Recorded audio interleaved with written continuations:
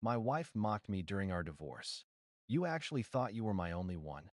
Then I showed her the evidence folder. For men, 2 years, and a marriage she never respected. That I don't know when exactly my marriage started feeling like a room with the windows cracked open in winter, quiet, barely noticeable drafts of cold slipping in through places I didn't think to check. There was no single moment, no dramatic betrayal I could point to. Just a slow, accumulating chill. We'd been married 6 years. I'm 38. She's 35. I've always been the quieter one. The kind of man who reads contracts twice, keeps receipts, irons shirts the night before. She used to tease me for it. Your superpower, she'd say, leaning on the kitchen counter, is being pathologically responsible. Maybe that's why I didn't notice the first shifts. They were too small, too explainable. Life changes, people change, right? It started with her laughing more at her phone than with me. Nothing wild, just distance. We'd be watching a show together, some dull comfort TV we'd seen a dozen times, and her phone would buzz. Her eyes would flicker down, a smile would pull at her mouth, and she'd type fast, thumbs moving in a rhythm that wasn't for me. I'd ask lightly, "Who's that?" She'd wave it off. "Group chat. You wouldn't care." Or, "Just work stuff." Or the most common, "Oh my God, it's nothing." And she'd laugh again. This little inhale, a private joke. Like I wasn't in the room. I told myself she deserved her own world. That marriages needed air. I didn't want to be the jealous husband who polices smiles. Then came the gym. She'd always been sporadic about working out, but suddenly she was consistent. 3 evenings a week, sometimes 4. Never weekends. Always around 7 p.m. New leggings. New sports bras. A new water bottle with some expensive metal filter. The small things that don't mean anything alone. One night, I offered to go with her. She paused, just a beat too long. "Oh, babe, I don't mind," she finally said. "But I kind of like having that time to decompress, you know? Just me. My space." Fair. Reasonable. Except her smile didn't match the tone. Tight around the edges, like she was clenching something behind her teeth. But again, I let it slide. It was stupid financial stuff next. I pay most of our bills. She handles groceries and miscellaneous. It's always worked. But over the months, random charges started appearing under her bank account. Stuff she couldn't really explain. $42 at some tapas bar across town. $57 for shared appetizers at a brewery she'd once told me she hated because the music's too loud. Rideshare trips from unfamiliar addresses. 2 receipts from the same rooftop wine bar, both on Wednesdays. The same nights she stayed late at work. When I asked, I didn't accuse. I just wanted consistency. "Oh," she said, barely glancing at the screen. "That was with coworkers. You know how it is." But I didn't know. She'd never mentioned going out with them. And why were there 2 receipts on the same night? She blinked, shrugged, and repeated, "It's nothing." I remember one conversation 2 months before everything exploded. We were folding laundry, standing on opposite sides of the bed like 2 diplomats negotiating a ceasefire. "Are we okay?" I asked. She looked up, surprised. Too surprised. "Yeah? What do you mean? You just seem a little distant lately." She smiled, that vague, dismissive smile I'd grown to dread. "Babe, you're overthinking." "I'm fine. We're fine." And maybe I was overthinking. Maybe being married this long meant accepting that connection comes in waves. Maybe not every off vibe is a red flag. I wish that's all it was. The truth didn't hit like a truck. It seeped in, quiet, methodical, until something in me finally snapped into clarity. For me, the real beginning wasn't the fights or the lies or the investigator's report I would later drop on the divorce table. No, the beginning was one Tuesday night when she came home from the gym smelling faintly of men's cologne, not body spray, not detergent, actual cologne. A warm, woody one. Something you need to intentionally apply. I asked, gently, "Did they spray something at the gym? Some new scent?" She froze. A tiny, imperceptible freeze. But I saw it. Then she laughed, too loud, too bright. "Oh my God, you and your nose," she said. "You should work at a perfume counter." She tossed her bag onto the couch and kissed my cheek like punctuation. The conversation was over before it began. But something in me shifted. Not anger, not suspicion, just a quiet, painful readiness to finally see. That night, while she showered, I sat at the kitchen table with a cup of cold chamomile tea and stared at the dark window. My reflection looked tired. Older. like a man preparing himself for an answer he didn't want to hear. And I made a decision that would unravel everything that followed. I called a private investigator. Just a consultation, I told myself. Just to ease my mind. Just to confirm that the drafts of cold weren't real. I didn't know then that I was already living inside the storm. The private investigator's office was in a converted warehouse. Bare brick walls, metal desks, the buzzing hum of cheap fluorescent lights. It felt like the set of a show that takes itself too seriously. I almost walked out. It felt paranoid, dramatic, beneath me. But the man I met wasn't dramatic at all. He was quiet, professional, a little graying around the temples. He introduced himself simply as Calder. "Tell me why you're here," he said, not unkindly. I told him everything, slowly, haltingly. The gym nights, the smell of cologne, the charged, secretive texts, the receipts, the laugh she gave every time I nudged the truth. He didn't interrupt. He didn't even take notes. He just watched me with this measured, level gaze that made me feel seen and a little uncomfortable. Finally, he asked, "Do you want confirmation or do you want the truth?" I frowned. "Aren't they the same thing?" "No," he said, leaning back. "Confirmation is when you already know the answer and want someone to validate it. Truth is when you're willing to face what comes next." A part of me, maybe the foolish, hopeful part, almost said I wanted neither. That knowing would destroy the life I'd built. That maybe not knowing was easier. But what I actually said surprised even me. "I want the truth." He started the next week. I didn't tell her, obviously. She went to the gym on Tuesday, Thursday, and Friday. Like clockwork. But now, I watched the dot on my phone as it traveled from her workplace, past her gym exit, past her usual neighborhoods, and then stopped at places that didn't make sense. Little restaurants, apartment complexes, quiet residential streets. I wouldn't have known anything beyond that if not for Calder's daily updates. He texted me photos. Nothing explicit, nothing you could take to court, but damning in their normalcy. Her sitting in a parked car, talking to someone in a hoodie. Her entering a building with a tall man holding the elevator. Her hugging a guy next to a gray Mazda. No kissing. No sex. No smoking gun. But I felt my heart folding inward like a dying star. On the fourth day, Calder called me himself. His voice was neutral, professional. "Do you want the full report or a summary over the phone?" "Summary," I whispered. "There are at least 3 men she regularly meets," he said. "Possibly more."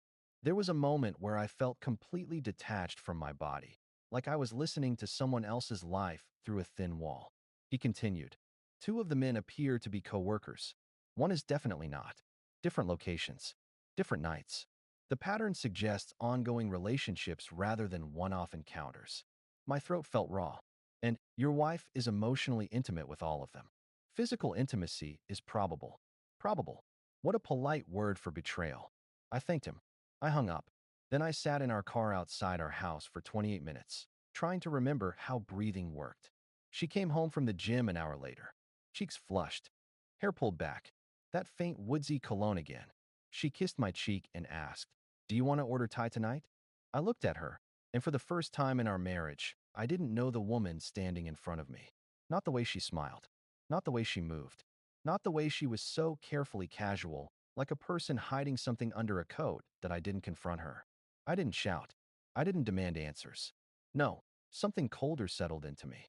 A kind of internal quiet. I called a lawyer the next day. He asked if I wanted to pursue fault-based divorce. I said no. I don't know why.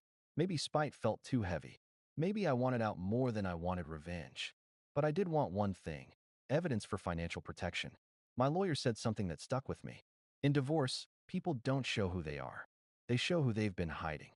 He told me to gather everything: bank statements, phone records, screenshots of locations, receipts, the PI report, our prenup, every financial document we had. The boring, responsible part of me, the one she used to tease, snapped awake like a soldier hearing an alarm. I cataloged everything: dates, times, locations, photos, a timeline of a world I didn't know I lived in. And then, I waited. Not for revenge. For clarity. IT happened 2 weeks later at the kitchen table. She was on her phone, smiling. That smile again. And without thinking, without planning it, I said, "Who's that?" She glanced up. "Just a friend." "Which one?" She froze. A tiny, sharp freeze, like a glitch in a video. "What's that supposed to mean?" I looked at her the way a tired man looks at traffic, resigned, unsurprised. I know about the men. She laughed. Actually laughed. Not cruelly. More like I'd told her a joke with a bad punchline.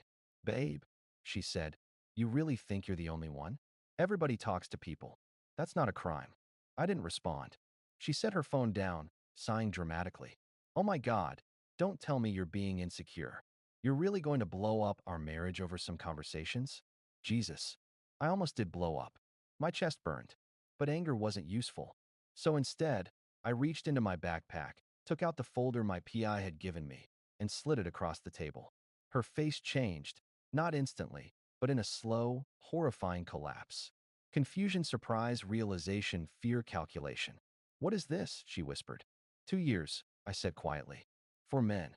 At least 4. That's what he could confirm. Her eyes darted over the pages, searching for loopholes, errors, anything she could weaponize. You had me followed? She choked out. Oh my God, that is psychotic. You weren't supposed to see it, I replied. It was for the divorce. Her breath hitched. Her voice cracked. Because that was the moment she realized the man she thought was soft had grown a spine made of steel. You're divorcing me? I didn't answer. I didn't have to. She flipped through the pages faster, more frantic, searching for a way to fix, deny, spin this. But there wasn't one. The truth was laid out in front of her in time-stamped photos and documented patterns. She looked up at me with pure disbelief. This is insane, she whispered. We can talk about this. You don't have to. But the more she read, the more she knew she was cooked. And then came the line that would stay burned in my mind. You really think you are only one? When I said you were my everything. She spat the words like the marriage was a joke she didn't feel like telling anymore. I didn't react. I didn't flinch. I did think that, I said. That's on me. She didn't know it then. But the next step would break whatever illusion of control she still had. And it wouldn't come from screaming or accusations. It would come from who I became after this moment. A man she didn't recognize. A man who finally understood the price of truth. Update 1. The morning after that confrontation felt unreal. She didn't slam doors or scream. She moved around the house quietly, like someone trying to tiptoe across a minefield they planted themselves. Every once in a while, she'd glance at me, wide-eyed, calculating, confused, like she couldn't reconcile the man sipping coffee in silence with the man who'd just handed her 2 years of evidence. She asked, soft and shaky, "Can we please talk tonight?" I didn't respond, because at that point, there wasn't anything I trusted that would come out of her mouth. Conversations had become performances, and I'd finally stopped buying tickets. Around noon, she texted me. We need to fix this. Please. 5 minutes later. I'm sorry if I hurt you. That wasn't my intention. My intention. As if the 4 men were accidents she tripped into. My lawyer told me not to engage. So I didn't. And that silence, my silence, seemed to destabilize her more than any argument could have. By evening, she shifted tactics. Let's do counseling. You're overreacting. You're destroying our marriage. You're being manipulated by that PI. Everyone talks to other people. It wasn't like that. It didn't mean anything. I swear it didn't go that far. You're not thinking clearly. When none of that worked, she tried blame. You invaded my privacy. You've clearly been checked out for a while. I wouldn't have looked elsewhere if you were emotionally available. Maybe you pushed me to this. That one stung unnecessarily, even though I knew it was defensive flailing. But still, I didn't respond. Not because I wanted to punish her, because nothing in her words even brushed the truth. It was like watching someone try to put out a house fire with a teaspoon. When I finally did speak, it was simple. We're done. She broke. Not dramatically, no screaming or throwing things. Just crumbled. Sank down onto the couch like her legs couldn't hold her. Her voice came out small. You're not even angry. I said. Not anymore. What are you then? Done. That word seemed to hit her in a way the PI report didn't. She whispered, you never give up on anything. Why would you give up on me? Because you weren't with me, I said. You were with 4 other people. She covered her face and sobbed. Deep, shaking sobs that would have broken me 6 months earlier. But not now. Not when I had clarity. And maybe that's when she finally realized she wasn't dealing with the soft, forgiving husband she had molded over the years. She was dealing with a man who had seen everything and stayed terrifyingly calm. That scared her. I could feel it. The next few days were chaos in slow motion. She tried being sweet, then cold, then seductive, then angry, then apologetic, then manipulative, then desperate. It was like watching someone cycle through every character they knew how to play, hoping one would work. She slept in the guest room, barely slept at all, from the sounds of it. One morning, she cornered me in the kitchen. I was lonely, she whispered. That's all it was. I made mistakes, but I still love you. I didn't say anything. She stepped closer. You're the only one I chose to marry. Doesn't that count for something? It counts, I said, as the biggest lie I believed. She inhaled sharply like she'd been slapped. 3 days later, the legal papers were ready. Formal, clean, unemotional. I served her at home. She looked at the envelope like it was a bomb. You're really doing this, she said, voice cracking. Yes. You're throwing everything away. No, I said. You threw it away. I'm just acknowledging it. She didn't argue, just wilted. And then the fear set in. Real fear. The kind that drains the color from a person's face. Because she finally understood what divorce meant for her. I had the financial records. I had the prenup. I had the PI report. I had the texts, the locations, the bank statements. I had the timeline. I had everything that proved 2 years of deceit. She had nothing but panic. I can't afford to live on my own, she whispered. Not in this city. You know that. I nodded. That's why you shouldn't have gambled your security on people who didn't care about you. Her tears spilled over again. But this time they weren't about heartbreak. They were about consequences. Real, adult consequences. She followed me as I grabbed my keys. Please don't do this, she begged. I messed up, but I can fix it. I can change. I can. You already changed, I said. You changed without telling me. What broke her more than anything was how calm I was. She'd expected rage, maybe a scene, maybe a meltdown. Instead, she got a man who had spent 2 years unknowingly grieving the marriage, slowly, quietly, and now had nothing left to mourn. Sometimes you don't realize you've already detached until you're standing in the ashes and feel nothing but the breeze. Before I walked out, she asked me something I'll never forget. Is there anything that would make you stay? I looked at her. This woman I once saw a future with. This stranger I now pitted. There's nothing left to stay for, I said. And I left her standing in our kitchen, holding the divorce papers like a person holding their own ruined blueprint. Final update. The divorce didn't turn into the war she probably expected. There were no dramatic courtroom scenes, no shouting matches, no vindictive strategies. Just paperwork, signatures, asset division according to the prenup, and a slow, clinical dismantling of a life we once built together. She cried during the first meeting with the lawyers. Not out of love, out of fear, embarrassment, and the realization that every advantage she assumed she'd have evaporated. My lawyer was calm and methodical. Hers was overwhelmed, blindsided by how much documentation I had. The PI report alone would have crushed any attempt to push for support or dispute the prenup. I could feel her eyes on me the whole time, searching for anger, cracks, regret, anything she could use to anchor herself. But there was nothing. It was like I was looking at a coworker, a stranger across a conference table, someone whose story I knew too well to care about anymore. When she said, trembling, "Can we please talk privately for just a minute?" I didn't move. No, I said, "There's nothing left to say." And for the first time in our entire marriage, she understood my boundaries were real. 2 weeks after the filing, her brother called me. He always liked me. We weren't close, but we respected each other. He didn't know the details, only that something serious had happened. He asked, cautiously, did she cheat? I didn't want to drag her through the mud, but I also wasn't going to lie.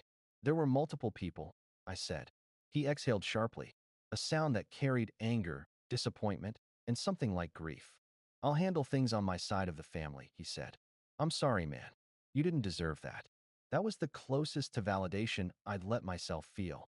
Her parents didn't reach out. Whether from shame or anger, I'll never know. Mutual friends split down predictable lines. The ones who'd seen the red flags quietly sided with me. The ones who believed every polished version of her sided with her. I didn't correct anyone. People believe what they want. People defend who they need to. I didn't need an audience for the truth. The last time I saw her as my wife was the day we signed the final documents. She looked smaller, like the last few weeks had been a slow drain on her. Her hair wasn't done. Her clothes were wrinkled. She looked like someone who hadn't slept in days. She tried one last time, voice barely above a whisper. I miss you. I didn't answer. You really meant everything to me, she added. I almost believed she believed that, but not enough to matter. I slid the signed papers back across the table. The pen made a soft tapping sound on the wood. She stared at the signature for a long moment, eyes glistening. Then she asked the last question I'll ever hear from her. Do you hate me? No, I said. I just don't know who you are. And that truth landed heavier than hatred ever could. She pressed her lips together and nodded, like accepting a verdict. We walked out of the building separately. No goodbye, no final conversation. Just two people exiting the collapse from different doors. The hardest part wasn't losing her. It was losing the version of myself I was when I believed in us. There's an emptiness that comes after the storm, a silence that isn't peace but absence. I filled it slowly. I started going to the gym for real this time. Not out of spite, just needing motion. I began therapy. Again, not because of her, but because I didn't want to carry the shape of the marriage into whatever came next. I stopped trying to diagnose what made her cheat. People cheat for 1,000 reasons. None of them justify the harm. And I let myself grieve, not the marriage, but the illusion. It wasn't loud or dramatic, just quiet moments. In the car, in the shower, late at night staring at the wall, trying to understand how love could rot so quietly without making any sound. Trust didn't grow back immediately. It still hasn't fully. But I've stopped flinching at my own reflection. I've stopped asking what I did wrong and started understanding what I deserved better. People assume the worst part of betrayal is the moment you discover it. But that's not true. The worst part is the slow rebuilding of yourself afterward, brick by brick, habit by habit, without the scaffolding of the life you thought you had. It's the moment you wake up and realize there's no one to text, "I'm home." No one to share a grocery list with. No one on the other end of the couch during a movie. It's the silence you learn to live with. Not because it gets easier, but because you get stronger. And eventually, I did. Not triumphantly, not dramatically, but steadily. Like a man stepping out of a cold room into fresh air, breathing normally for the first time in years. That's all. No revenge arc. No miraculous closure. Just the truth, the damage, and the slow, heavy work of moving forward. A quiet ending, but an honest one.